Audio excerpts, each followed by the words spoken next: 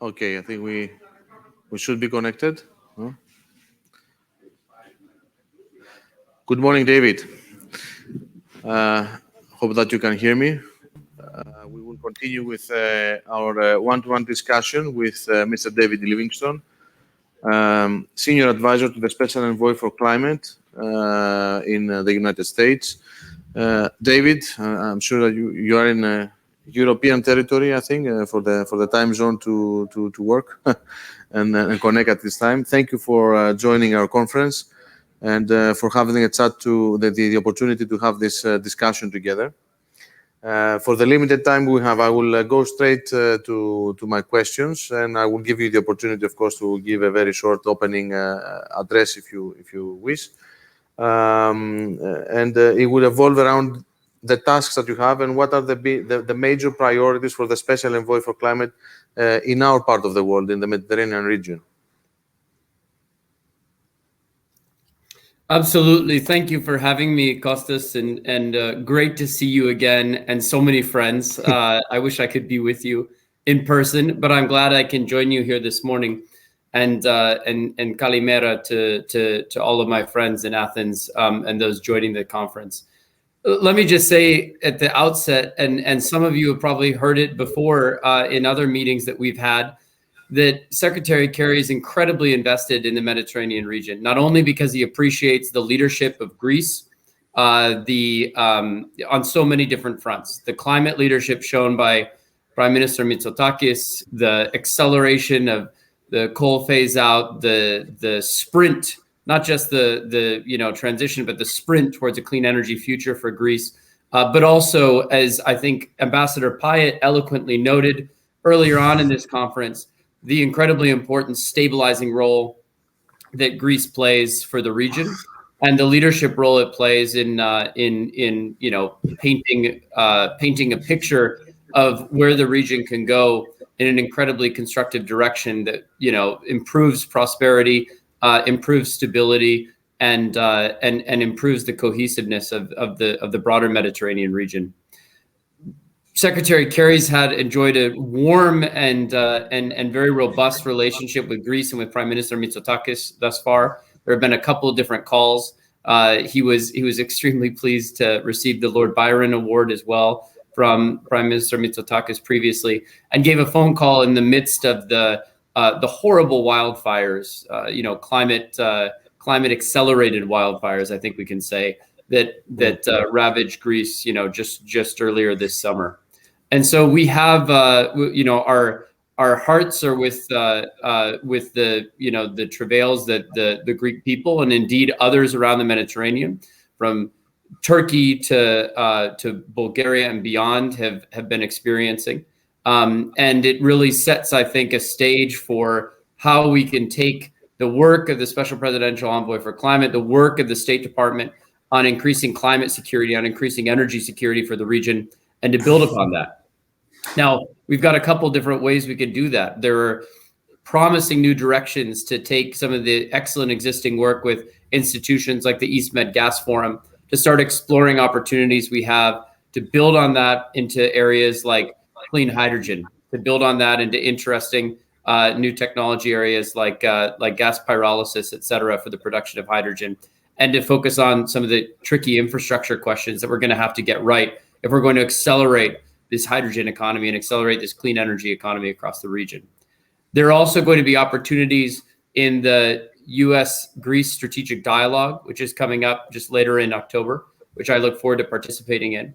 And of course, we also have, I should note, the Transatlantic Trade and Technology Council, which just met yesterday in Pittsburgh to kick off. I'm a co-chair of our climate and clean energy working group within the TTC, as we call it, along with partners at USTR and the Department of Energy.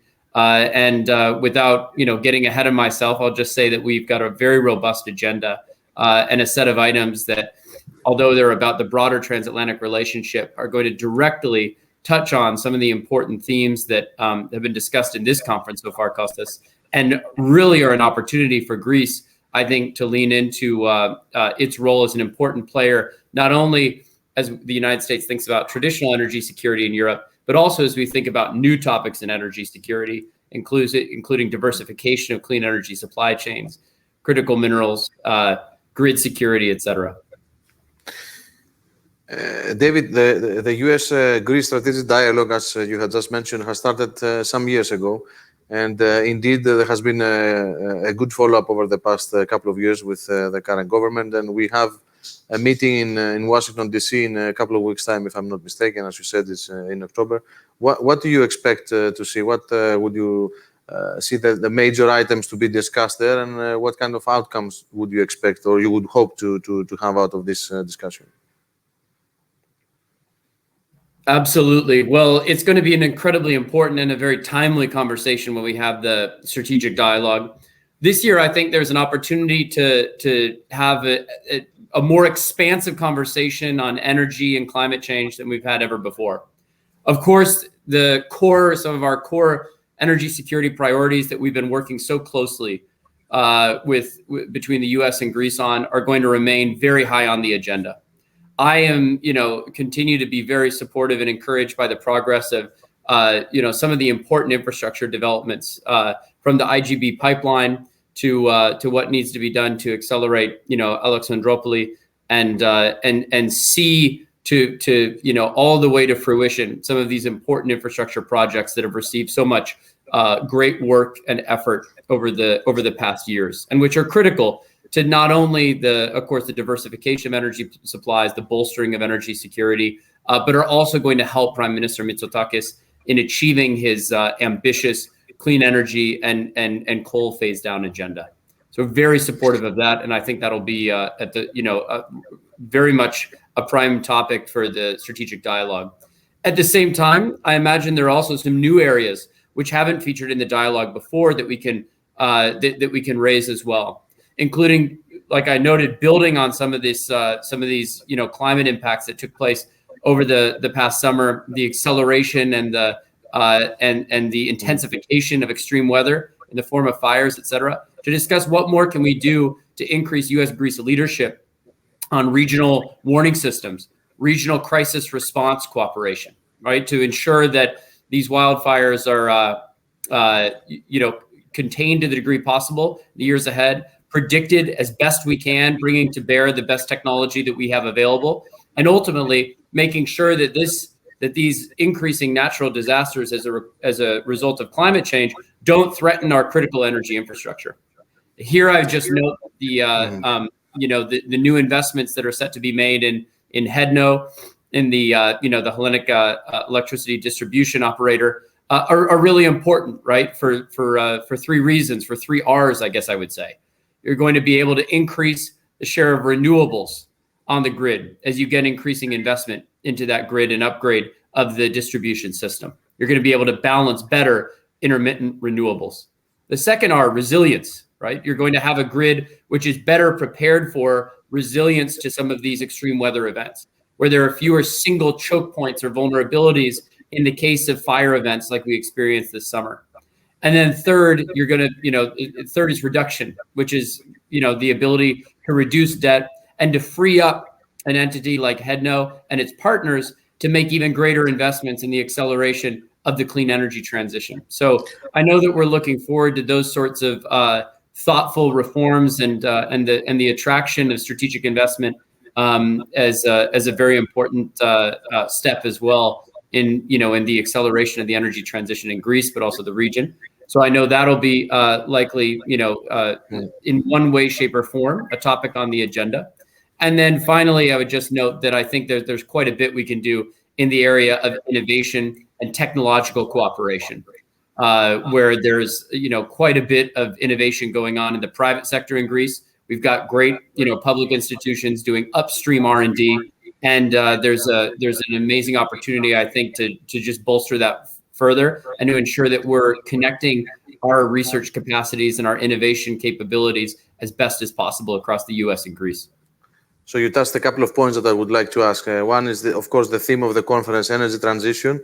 How fast you think or capable the world is to achieve the green energy transition, given that, as we have discussed over the past 2 days here in the conference, we tend to see maybe a two-speed energy transition between OECD and non-OECD countries. So this is a very big challenge, I would imagine, that you will be discussing, you will try to be addressing in the scope of your work with the special envoy, globally speaking. And the second part of the question relates to Greece and what you just mentioned, that there is, there are a number of companies from the US with technological advancements that relate with the energy transition, the green energy transition, or direct investments related to this. How do you think this could deploy for Greece, and what are the messages from the other side of the Atlantic, from your side, related to the steps that Greece has taken over the past couple of years, and the fact that, as we have heard this morning, we had the Minister of Economy here and Development, Mr. Adonis Georgiadis, also reminding everyone that, the capital is available. Greece is a very attractive place, and especially for the green energy transition. So how would you see this deploy, and what could be the opportunities between US-led companies and Greek companies here, and Greek opportunities? Absolutely. Well, so there's a lot there, but let me take that in sequence. First of all, I think that there's, as noted earlier, we're watching and learning from and encouraged by Greek leadership on the clean energy transition in so many different ways. From what's being done with exploring the role of, flexibility and flexible renewable energy systems to support clean energy islands, from, of course, the overall direction of travel with the accelerated coal phase out, which has been extremely impressive. And some of the reforms being made to the overall, power system to encourage greater flexibility and to encourage better and more sophisticated valuation of renewable assets on the grid. The use of reverse auctions, for example, the increase of flexibility mechanisms and supportive market structures is very important as you get beyond that initial penetration of renewable energy. It's easy to support renewable energy initially with just a direct subsidy, but as you get to those higher levels of penetration and the value of the marginal additional wind turbine, the value of the marginal additional solar farm varies significantly depending on where you place it, where on the grid it's being put, and what the rest of the grid looks like. It's very important to have these more sophisticated support and valuation mechanisms like reverse auctions, et cetera. So I think we're very encouraged by some of the steps that are being taken in that regard.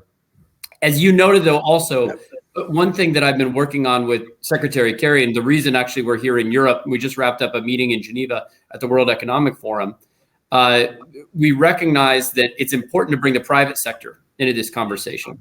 So we just had a conversation with a group of CEOs to discuss a new initiative that Secretary Kerry is working on setting up along with the World Economic Forum that will see essentially the creation of aggregated demand signals for breakthrough innovative technologies in key sectors like steel, cement, trucking, shipping, aviation, direct air capture, et cetera, so that we can create, let's say, contingent demand signals. Companies, leading CEOs of global companies saying, look, in the year 2030, at the end of this decade, 10% of all my shipments of my goods will be on green ships.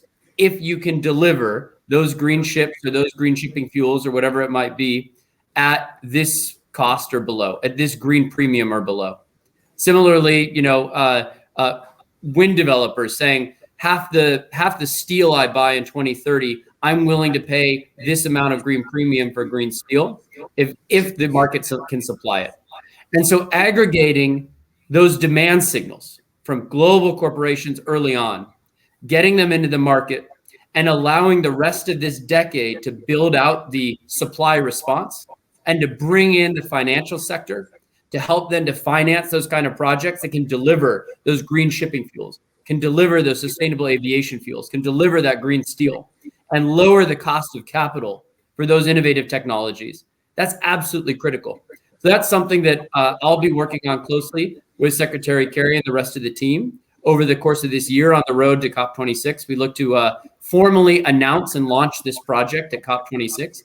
And I'll just say that there's an enormous opportunity for some of the more innovative, Greek companies to play a part in this coalition, to signal their demand as well, their green demand, and to become leaders and first movers in securing their role in that advanced supply chain that's going to build out over this decade in response to those demand signals. So that's just one example, again, of how our global work, I think, connects very well to some of the leadership and some of the opportunities that Greece has, particularly when it comes to wind, particularly when it comes to green shipping, et cetera. I think this is key, David. The industry and the policy-making world need to work together closely. They have to converge on a number of issues in order for this green energy transition to become a success and a reality in the end for the world, as we mentioned earlier. It has been a pleasure to discuss with you once more, and I look forward to seeing you in person next time. I know, the realities of the world with the COVID still playing around, a significant role in terms of our face-to-face meetings. We hope that we will pass that very soon. I wish you the best with the work that you are doing and what you are preparing with Mr. Kerry. So, David, thank you for joining the conference and this discussion. I look forward to seeing you soon. Thank you so much, Kostas. It's really as exciting as all these developments are in the bilateral relationship. It's actually just the beginning. We're not even close to reaching the crescendo yet. We've got a big month ahead with the strategic dialogue. And so I'm so pleased to be able to join you, preview a little bit of what's to come. And we look forward to continue to working with you, with the Hellenic Association for Energy Economics, and all of the important leaders that you've gathered here. So thank you so much. And let's keep up good work. Thank you. Thank you.